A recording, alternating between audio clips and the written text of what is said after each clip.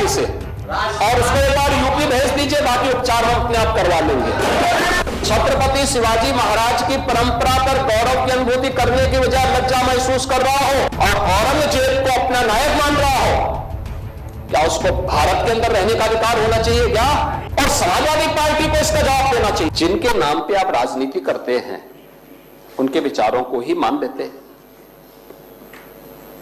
Doctor Ram Manohar Lohia ने इस बात को कहा था कि भारत की एकात्मता के 3 आधार हैं,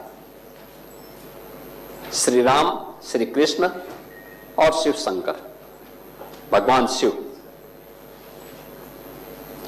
जब तक भारत की जनता इन 3 देव महापुरुषों के प्रति श्रद्धा का भाव रखेगी, तब तक भारत को भारत बने रहने से कोई रोक नहीं सकता। दुनिया की कोई ताकत भारत का बात नहीं कर सकता।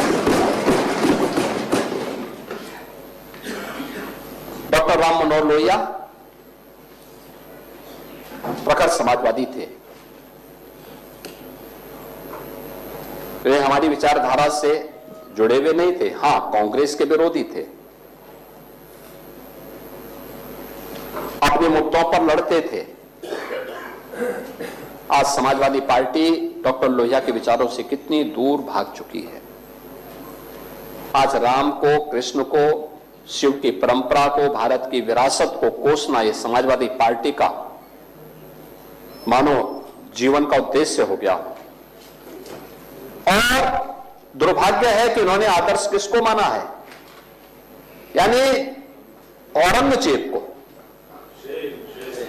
औरंगजेब को ये लोग अपना आदर्श मान रहे हैं। औरंगजेब का पिता शाहजहां अपनी जीवनी में लिखता है, अपनी आत्मकथा में लिखता है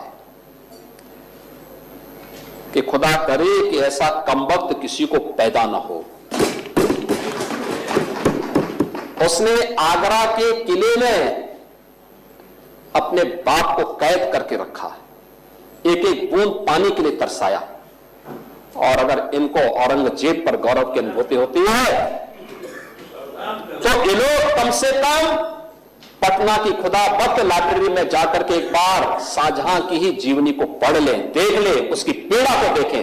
हां, जिनका आचरण औरंगजेब जैसा है वे लोग औरंगजेब पर गौरव की अनुभूति करें, लेकिन भारत को कम से कम इस पर न करें। और समाजवादी पार्टी को इसका जवाब देना चाहिए।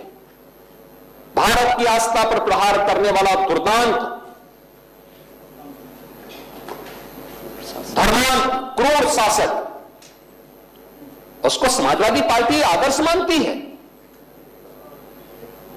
जो भारत को रोकने के लिए आया था, जजिया कर लगा रहा था, भारत का इस्लामीकरण कर रहा था, कोई सभ्य मुसलमान भी अपने पुत्र का नाम औरंगजेब नहीं रखता, क्योंकि इसे मालूम है यथा नाम तथा काम। अगर ऐसा नाम रखेंगे तो फिर एक एक बूंद पानी के लिए तरसना पड़ेगा। और शाहजहां ने भी अपनी जीवनी में लिखा है, उन्होंने कहा है कि औरंगजेब को कोसते हुए उसने लिखा कि तुमसे अच्छा तो ये हिंदू है जो जीते जी तो अपने बुजुर्ग मां बाप की सेवा करता है, मरने के बाद श्राद्ध तर्पण के माध्यम से वर्ष में एक बार उन्हें जल देता है। तुम तो मुझे एक एक बूंद पानी के लिए तरसा दिए हो।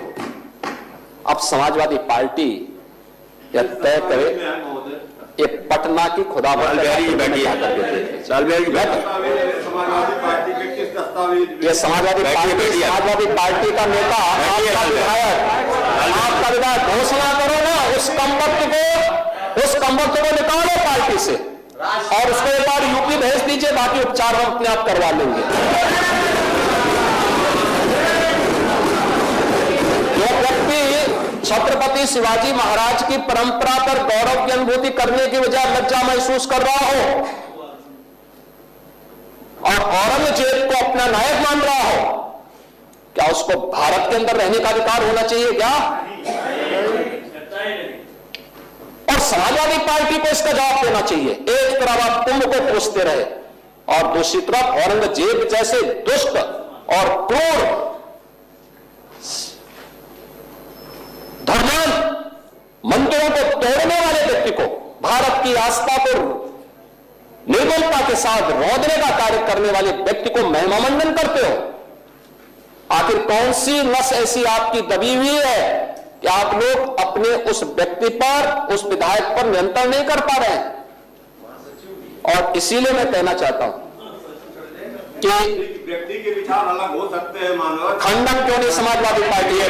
समाजवादी पार्टी खंडन करे इसका। लाल बिहारी सुनिए, समाजवादी पार्टी को, लाल बिहारी समाजवादी पार्टी को इसका खंडन करना चाहिए। समाजवादी पार्टी को इसका खंडन करना चाहिए और समाजवादी पार्टी को इसको बाहर निकाल देना चाहिए, निकाल देना चाहिए बाहर, या यहां बुलाइए सम्मेलन में। उत्तर प्रदेश तो ऐसे लोगों का उपचार करने में बहुत देरी नहीं करता है।